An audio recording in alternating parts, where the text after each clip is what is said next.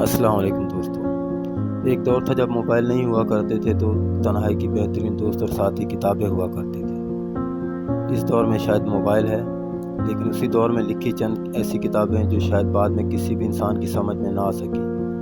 آئیں میں آج آپ لوگوں کو کچھ ایسی کتابوں کے بارے میں بتاتا ہوں جن کے آج تک کوئی سوال و جواب حاصل نہ کر سکا۔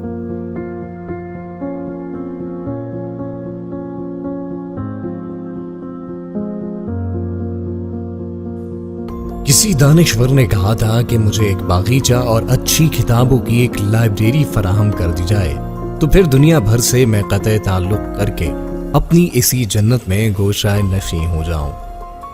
بلا شبہ کتاب انسان کا بہترین دوست بھی ہے اور صاحبان علم و حکمت کا سب سے قیمتی اثاثہ بھی، لیکن معلوم تاریخ میں چند ایسی پراسرار کتب کا ذکر بھی ملتا ہے جسے سمجھنے کے لیے دنیا بھر کے ماہرین نے اپنی تمام تر صلاحیتیں بروئے کار لانے کے باوجود بھی کوئی نتیجہ اخذ نہ کیا۔ ان پراسرار اور ناقابل فہم کتب کے بارے میں جاننے کے لیے ہماری آج کی ویڈیو آخر تک ضرور دیکھیں۔ میں ہوں شیخ اویس اور آپ دیکھ رہے ہیں پراسرار دنیا۔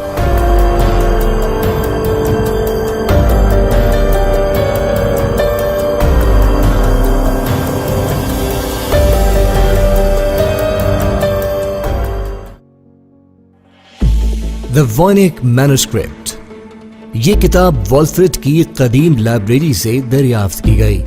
سرورق پر لکھا نام سمجھنے سے تو سب قاصر تھے، لہذا اسے والفرڈ سے ہی منسوب کرتے ہوئے وائنک کا نام دیا گیا۔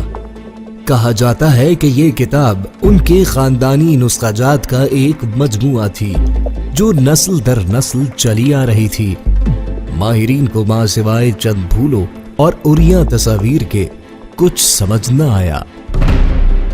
The Book of Saiga، یہ کتاب مشہور برطانوی فلسفی، ماہر علم فلکیات اور ریاضی دان جان ڈیوی کے کتب خانے سے اس کی وفات کے بعد دریافت کی گئی۔ خاندانی ذرائع کے مطابق اس کتاب میں علم فلکیات کے راز اور حیرت انگیز ادویات کے نسخہ جات تحریر تھے، تاہم کوٹس کی صورت میں لکھی گئی یہ کتاب کسی کی سمجھ میں نہ آ سکی، نہ ہی ماہرین فلکیات اور نہ ہی حکماء اس سے مستفید ہو سکے۔ پاپل وو، مایا تہذیب کے اسرار سموئے مایا زبان میں ہی لکھی گئی یہ کتاب گوئتے مالا کے ایک پسماندہ گاؤں کے لوگوں نے شہر سے آئے پادری کو بطور تحفہ پیش کی۔ کہا جاتا ہے کہ مایا تہذیب کی مکمل تاریخ کے علاوہ کتاب میں ایسے عملیات بھی درج تھے جو فوراً اثر انداز ہوتے۔ پادری نے 1558 میں اس کا ترجمہ کیا تو حیرت انگیز طور پر تمام ترجمہ شدہ نسخے صفحہ ہستی سے غائب ہو گئے۔ یہ بھی کہا جاتا ہے کہ اس کتاب میں تخلیق کائنات کا راز بھی موجود تھا، لیکن اس پادری کے ترجمہ شدہ نسخے غائب ہونے اور پادری کے دنیا سے رخصت ہو جانے کے بعد کوئی ذی روح اس کا ترجمہ نہ کر سکا۔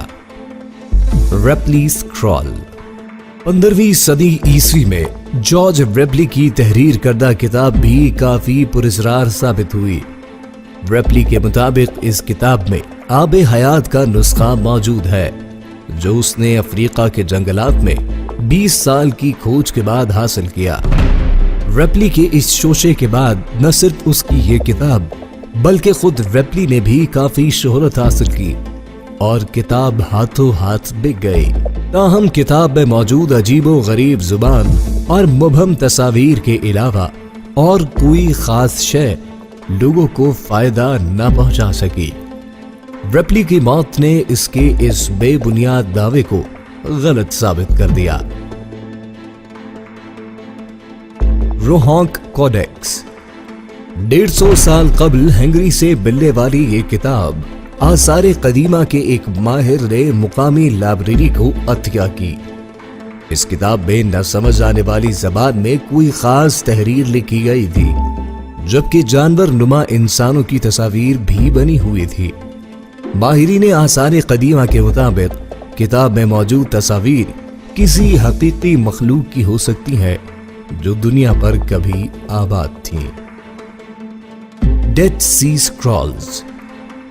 फलस्तीन की गार से दरियाफ्त होने वाली इस किताब में कदीम यहूदी तहजीब के असरार व रमूज पोशीदा है।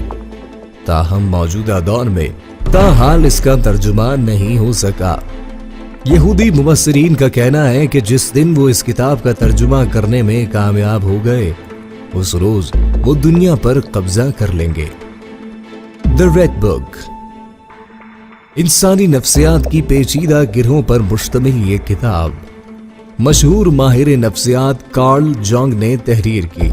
काबिल फहम जुबान में तहरीर करदा ये किताब इस कदर मबहम कहानियों का मजमुआ है कि खुद माहिर नफ्सियात भी इसे पढ़ते वक्त उलझन का शिकार हो जाते हैं।